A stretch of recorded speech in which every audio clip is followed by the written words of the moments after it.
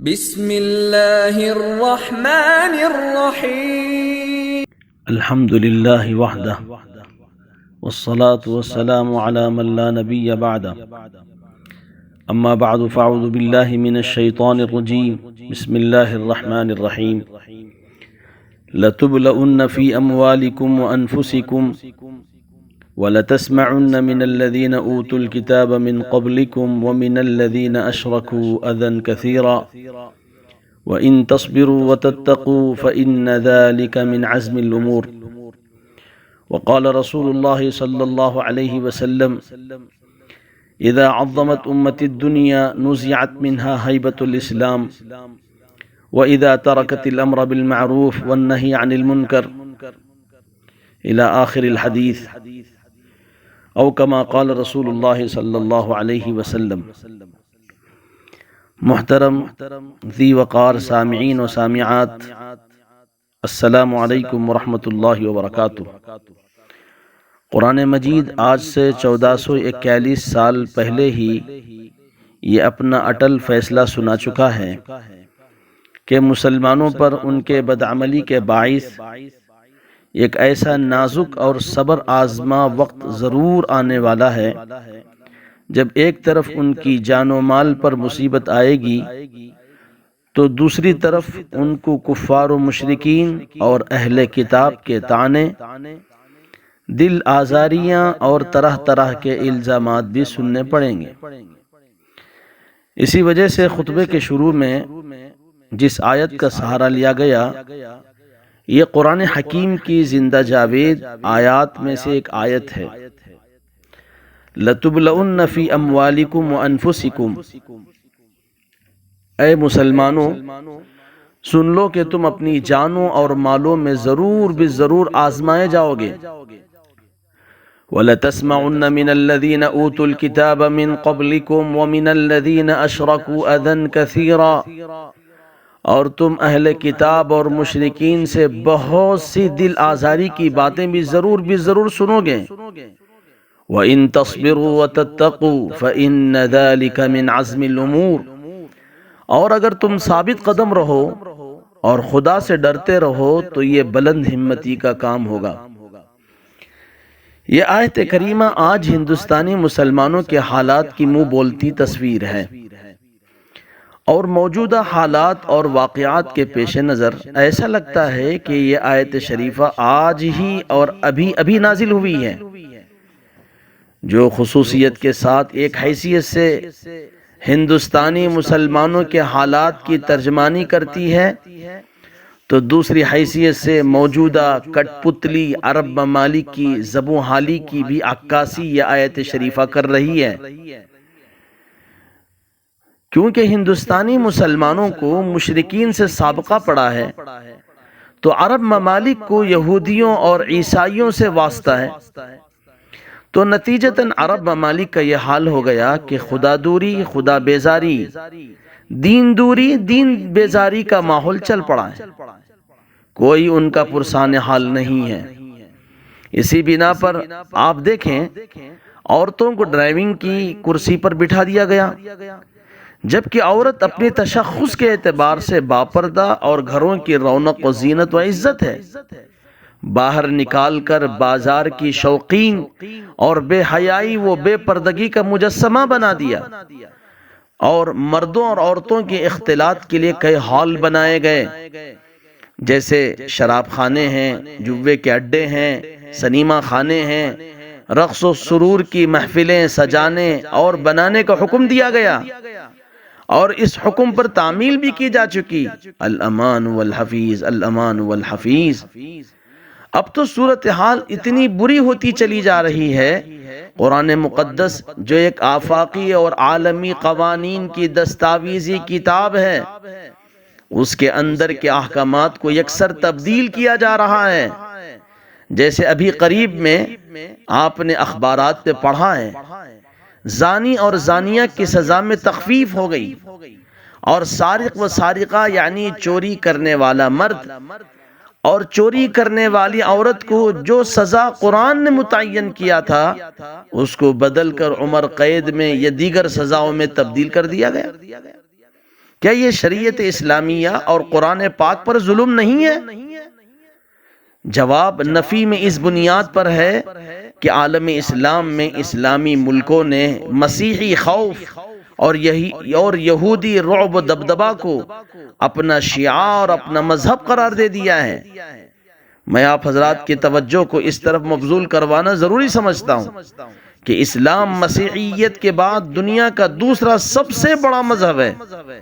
جس پہ مسلم اکثریت والے 57 ممالک ہیں، یعنی 50% ممالک ہیں جو بڑے مضبوط اور طاقتور ہیں، جن کے پاس اللہ کی طرف سے ان گنت نعمتوں کا سمندر ہے، بیش بہا سمندر ہے۔ یہ انعامات الہی الحمدللہ آج بھی جاری و ساری ہیں۔ عربوں کے پاس دین تو تھا ہی، جو سب سے انمول اور سب سے عظیم دولت ہے۔ اللہ پاک نے دنیا کے خزانے کے دہانے ان کے لیے کھول دیا، اور تیل کی دولت جو ساری دنیا کی اہم اور اشد ضرورت ہے، اس کو ان کے قدموں میں ڈال دیا۔ سونا چاندی معدنیات کے بڑے بڑے کان اللہ پاک نے عربوں کے حوالے فرما دیا۔ یہ سب جناب رسالت مآب سرور کونین راحت انس و جاں حضرت محمد الرسول اللہ صلی اللہ تبارک و تعالی علیہ وسلم کے صدقے طفیل میں اللہ پاک نے ان کو عطا فرمایا، لیکن افسوس صد افسوس انہوں نے اس کی ناقدری کی، ناشکری کی۔ کیا کہا جاوے، دنیا میں ایسے اسلامی ممالک میں آج بھی ایسے ممالک ہیں جن کے پاس کھانے کو کھانا، پینے کے لیے صحیح پانی نصیب نہیں، لیکن ان کی عیاشی و بدکاری جدید طریقے آلات کے ذریعے برہنہ کر دیا گیا ہے، اور آپ حضرات اس سے بخوبی واقف ہیں۔ اور ان کی دسیسہ کاری، ان کا دجل اب پوری دنیا میں آشکارا ہو چکا ہے۔ اب یہ کوئی ڈھکی چھپی بات نہیں ہے، ابھی ان کو سنبھلنے کا وقت ہے، لیکن یہ اپنے آپ کو سنبھالیں گے تو ان کا نصیب، ان کا مقدر چمکے گا، ورنہ یہ تباہی کے دہانے چلے جائیں گے۔ حضرات سامعین کرام، میں نے جس آیت کا سہارا لیا ہے، اس آیت کریمہ کے الفاظ اور اس کے معانی و مطالب پر ایک نظر ڈالیں تو 2-3 نکات سمجھ میں آتے ہیں۔ پہلی بات تو یہ ہے کہ اس آیت کریمہ میں لام تاکید اور نون تاکید ثقیلہ مذکور ہے۔ حضرات سامعین میں الحمدللہ جید حضرات علماء اور جید حضرات فقہا بھی سماعت فرما رہے ہیں، وہ اچھی طرح سے جانتے ہیں کہ عربی گرامر کے اعتبار سے یہ دونوں تاکید کا کیا مقام ہے۔ بہرحال تاکیداً کہا جا رہا ہے کہ تمہاری آزمائش 2 چیزوں میں ہو کر رہے گی، ایک مال و متاع اور املاک و جائیداد کا نقصان، دوسرا افراد ملت کا کشت و خون۔ اس کے علاوہ ایک تیسری چیز کی بھی خبر دی گئی ہے، محض تمہارے جانوں اور مالوں ہی کا نقصان نہیں ہوگا، بلکہ تم کو بہت سی دل آزاری کی باتیں بھی ضرور سننی پڑیں گی۔ یاد رکھو، اس دل آزاری کی باتوں میں دین کی تحقیر، ملی شعائر کی تضحیک، جیسے ابھی طلاق ثلاثہ کا مسئلہ ہے، گو ذبیحہ پر پابندی کا مسئلہ ہے، اذان پر پابندی کا مسئلہ ہے، شہریت بل کا مسئلہ ہے، اور دیگر مسائل ہیں۔ پیغمبر علیہ السلام کی توہین، جیسے ملک کے فرقہ پرست لوگوں کی ناپاک و نجس زبان سے گستاخانہ جملے نکالنا، ملت کے عظیم رہنماؤں کا استہزاء، یہ ساری چیزیں اس کے اندر شامل ہیں۔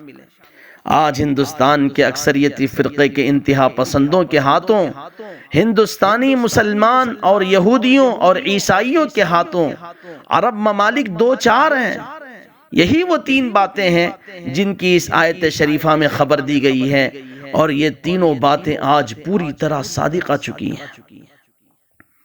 آج اہل اسلام کو جو بھی نقصان پہنچ رہا ہے وہ انہی 3 امور میں محصور ہیں۔ آج بھی مسلمانوں کی تعداد دنیا میں بحمداللہ بڑھتی جا رہی ہے، اور اللہ کا فضل ہے، اللہ کا شکر ہے، مسلمان دن بدن دنیا میں ترقی بھی کرتے جا رہے ہیں اور ان کی تعداد بھی بڑھتی جا رہی ہے، اور مسلمانوں کی آبادی کا جو تناسب اب سے کچھ عرصے پہلے تک کل آبادی کا 5واں حصہ بتایا جاتا تھا، اب الحمدللہ 4تھا حصہ بنتا جا رہا ہے۔ لیکن اس کا دوسرا پہلو پریشان کن اور حوصلہ شکن ہے کہ آبادی میں اس اضافے اور اتنی بڑی تعداد ہونے کے باوجود مسلمانوں کی مجموعی حیثیت اور دنیا کی برادری میں ان کا مقام و مرتبہ دن بدن شکوک و شبہات اور اعتراضات کا ہدف بنتا جا رہا ہے۔ مسلمانوں کے پاس ٹیکنالوجی، سائنس کا علم، فن طب، دیگر دنیاوی علوم ہونے کے باوجود افسوس صد افسوس دوسروں کے رحم و کرم پر ہیں۔ مسلمانوں کو تیل کے چشموں سمیت اپنے وسائل پر آزادانہ کنٹرول حاصل نہیں ہے۔ اقوام متحدہ کی کیا بات کریں، اقوام متحدہ کی اگر بات کریں، سب سے بڑا المیہ یہی ہے کہ وہاں یہودی لابی کا مرکز ہونے کی وجہ سے مسلمانوں کی کوئی فریاد سننے والا نہیں ہے۔ چنانچہ آج ہماری مجموعی صورتحال وہی ہے جو کہ رسول اللہ صلی اللہ تبارک و تعالی علیہ وسلم نے آج سے 1441 سال قبل ارشاد فرمایا، جس کو سیدنا حضرت ثوبان رضی اللہ عنہ نے روایت فرمایا، قال رسول اللہ صلی اللہ علیہ وسلم یوشک الامم ان تداعى علیکم کما تداعى الاکلۃ الى قصعتها فقال قائل ومن قلة نحن يومئذ یا رسول اللہ،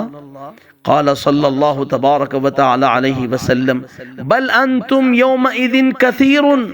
ولكنكم غثاء كغثاء السیل ولینزعن اللہ من صدور عدوکم المہابة منکم وليقذفن اللہ فی قلوبکم الوہن فقال قائل یا رسول اللہ صلی اللہ تبارک و تعالی علیہ وسلم وما الوہن؟ قال صلی اللہ علیہ وسلم حب الدنیا وکراہیت الموت، او کما قال رسول اللہ صلی اللہ علیہ وسلم۔ یعنی حضرت ابو ہریرہ رضی اللہ عنہ فرماتے ہیں کہ میں نے اللہ کے نبی صلی اللہ تبارک و تعالی علیہ وسلم سے سنا، وہ حضرت ثوبان رضی اللہ عنہ سے کہہ رہے تھے کہ اے ثوبان، تمہارا اس وقت کیا حال ہوگا جب دنیا کی قومیں تم پر حملہ آور ہونے کی ایک دوسرے کو یوں دعوت دیں گی جیسے کھانے کے پیالے پر تم ایک دوسرے کو کھانے کے لیے دعوت دیتے ہو۔ حضرت ثوبان رضی اللہ عنہ نے کہا کہ یا رسول اللہ صلی اللہ علیہ وسلم، کیا ایسا ہماری تعداد کم ہونے کی وجہ سے ہوگا؟ آپ صلی اللہ علیہ وسلم نے ارشاد فرمایا کہ نہیں، تم اس وقت کثیر تعداد میں ہوں گے، تمہاری تعداد اس وقت بہت زیادہ ہوگی، لیکن تمہارے دلوں میں وہن ڈال دیا جائے گا۔ حضرات صحابہ کرام رضوان اللہ تعالی علیہم اجمعین چونکہ بڑے سمجھدار تھے، امت کا عظیم طبقہ حضرات صحابہ کرام رضوان اللہ تعالی علیہم اجمعین کا ہے۔ آپ علیہ السلام کے صحابہ نے پوچھا کہ وہن کیا ہے اے اللہ کے رسول پاک صلی اللہ علیہ وسلم؟ آپ علیہ السلام نے ارشاد فرمایا، تمہارا دنیا سے محبت کرنا، اس کی رنگ ریلیوں سے محبت کرنا، اس کی رونق کہ تم دل دادا ہو جانا، دنیا سے محبت کرنا، اور موت جیسی موت سے ناپسند کرنا، یہ وہن ہے۔ اللہ آج معاف فرمائیں، ہماری صورتحال کچھ ایسی ہی ہے کہ تعداد کی کثرت اور مال و دولت اور وسائل کی فراوانی کے باوجود ہم دنیا بھر کی اقوام کے لیے تر لقمہ بنے ہوئے ہیں۔ ہر کوئی ہمیں نگلنے کے لیے تیار ہے، ہم اتنے کمزور ہوتے چلے جا رہے ہیں، جس کا جی جہاں چاہتا ہے حملہ کر دیتا ہے، اور وجہ وہی ہے کہ ہم ملی طور پر دنیا کے وقتی مفادات سے آگے دیکھنے کو تیار نہیں ہیں،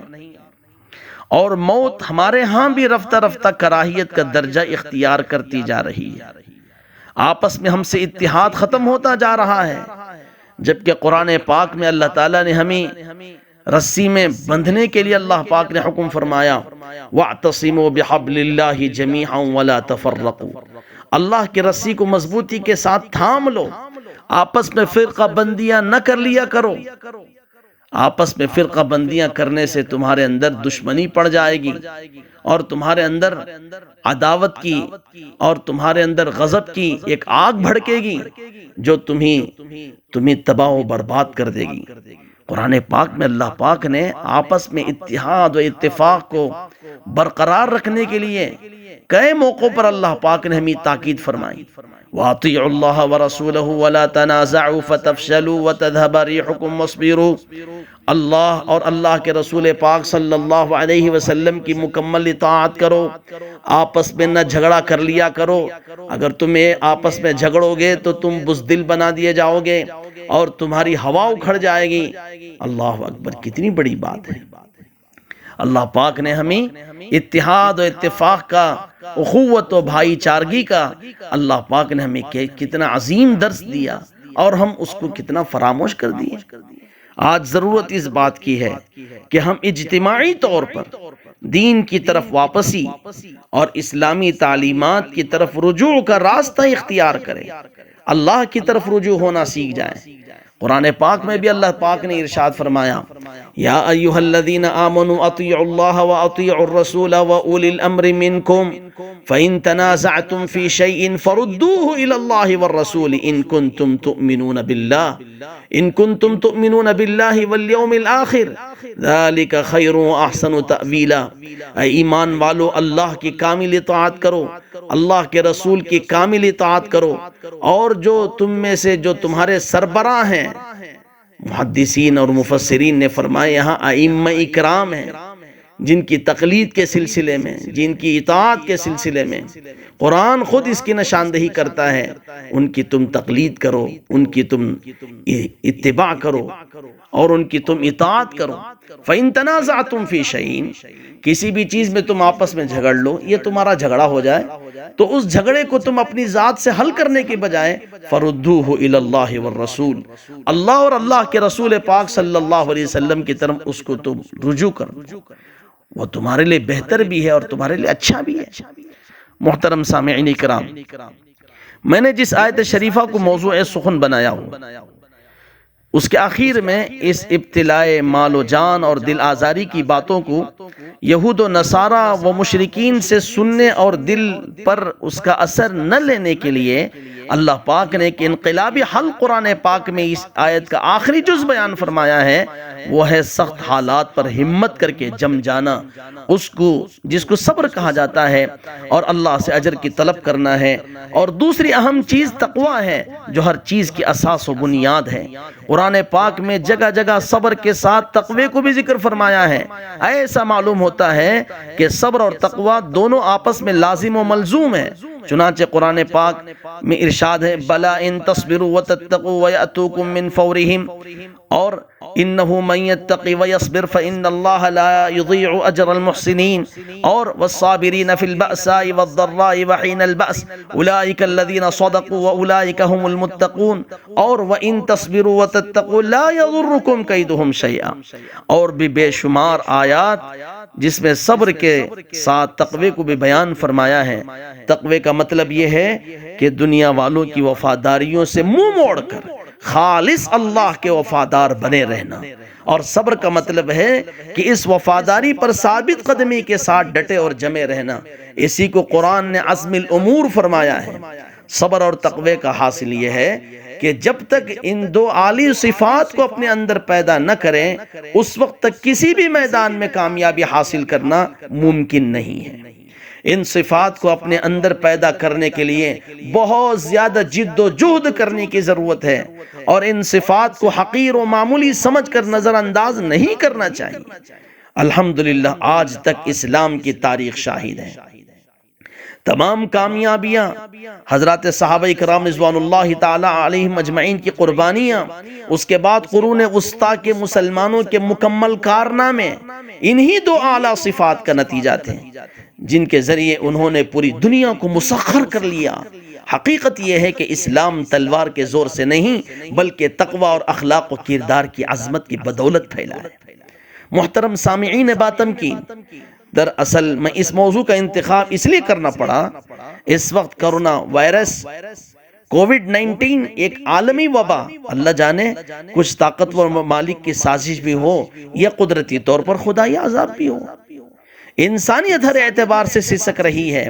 کچھ دن قبل ایک سروے رپورٹ پڑھنے کا موقع ملا جس کے مطابق صرف ہندوستان میں روزانہ 80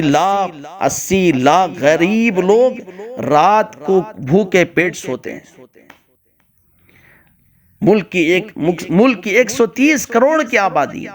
میں اتنی بڑی تعداد اگر راتوں کو بھوکی سوتی ہوگی تو کیا رازق حقیقی کو جو رب جلیل بھی ہے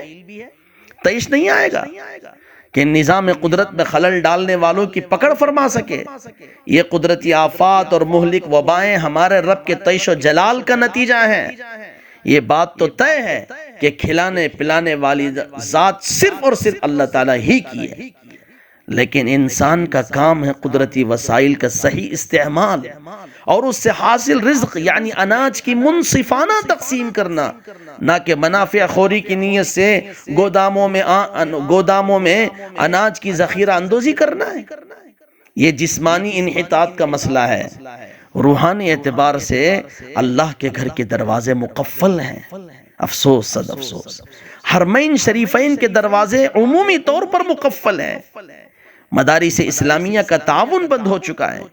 آخر عشرے کی اہم عبادات، اعتکاف، تاقراتوں کے ذریعے شب قدر کی تلاش، لیلۃ الجائزہ اور عید الفطر کی خوشیاں متاثر ہو چکی ہیں۔ کتنے گھرانے آج بھی اور اب بھی ایسے ہیں جو سحری افطاری میں رزق خداوندی کے لیے ترس رہے ہیں، اور ہم کو تو عید کی خوشیاں حاصل کرنے کی پڑی، جس کے لیے عورتوں کو کپڑوں کی خریداری، اسباب زیب و زینت کی خریداری، بچوں اور بچیوں کے کپڑوں کی خریداری، اور نوجوانوں کے لیے زرق و برق لباس اور عمدہ سے عمدہ ماکولات و مشروبات کی فکر ہے، اور یہ کہا جا رہا ہے کہ اس سال کیسا ہوگا اور کیا ہوگا۔ ہمیں اس کا انکار نہیں ہے، ماکولات بھی ہونی چاہیے، مشروبات بھی ہونی چاہیے، اور اس کے علاوہ کبھی حکومت، کبھی پولیس کا محکمہ اور کبھی علماء اور مفتیان اکرام کی عزت کی دھجیاں اڑائی جا رہی ہیں۔